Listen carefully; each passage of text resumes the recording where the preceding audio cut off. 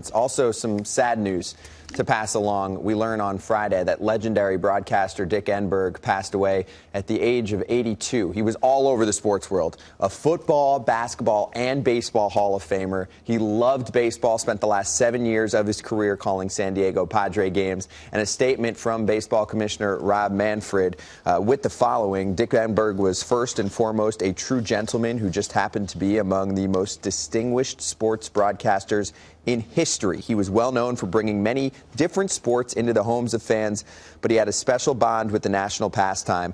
Those of us in baseball are grateful for his impact on the Angels, the Padres, the Tigers, and his national playoff coverage.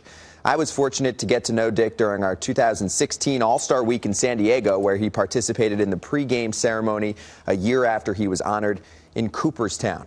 On behalf of Major League Baseball, I extend my deepest condolences to his wife Barbara, their family, and the many admirers he earned throughout a magnificent broadcasting career. This from the San Diego Padres. We are immensely saddened by the sudden and unexpected passing of legendary broadcaster Dick Enberg. Dick was an institution in the industry for 60 years, and we were lucky enough to have his iconic voice behind the microphone for Padres games for nearly a decade. On behalf of our entire organization, we send our deepest condolences to his wife, Barbara, and the entire Enberg family. His good friend, Vince Scully. To me, Dick Enberg was the greatest all-around sportscaster who ever lived and will never be emulated. He was a very dear friend of mine. He had my respect, admiration, and my friendship. He will be sorely missed. Another man who knew him well, our own Hall of Fame broadcaster, Bob Costas, on Hot Stove Friday. One of the many things I remember about Dick was how welcoming he was when I first came to NBC, and everyone can testify to this. Every newcomer got, in effect, a warm embrace from Dick Enberg. If there's anything I can do to help you, if there's anything you need, let me know. And he reveled in the success of others. When you did well, he was genuinely happy for you. Sometimes there can be some jealousy and backbiting in this business.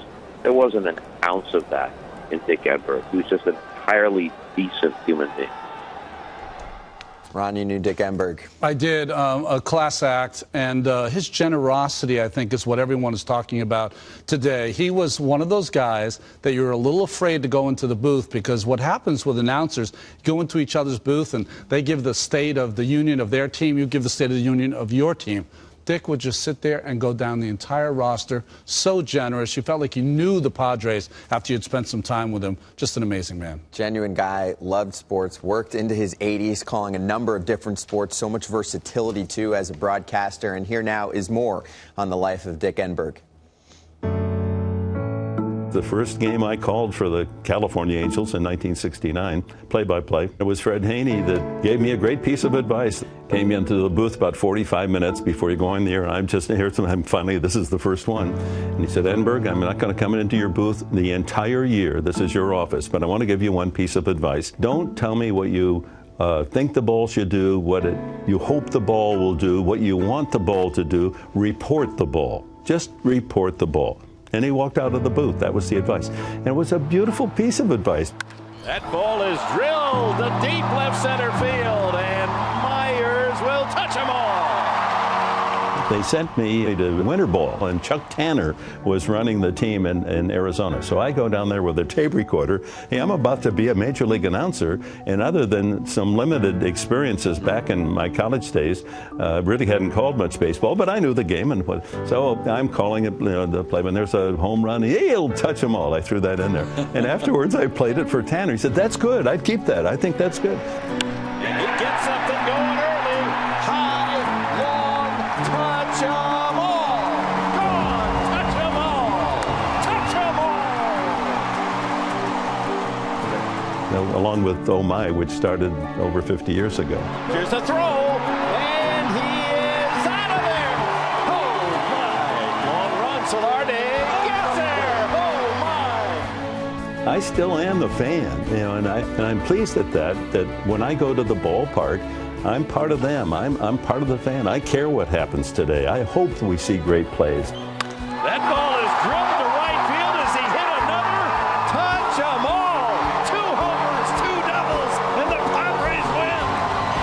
Grown men become little boys in a victory celebration. My mother teethed me on a miniature baseball bat. Her father, my grandfather, owned a little grocery store, was a big Detroit Tiger fan. He claimed he went to 35 consecutive home openers. And so she had baseball in her blood and decided to tease me, and my dad loved baseball as well. So it's in my DNA. Well, the heck with it, I'm going to say it anyway. Oh, my! If you have baseball in your soul, it doesn't go away. It's there forever.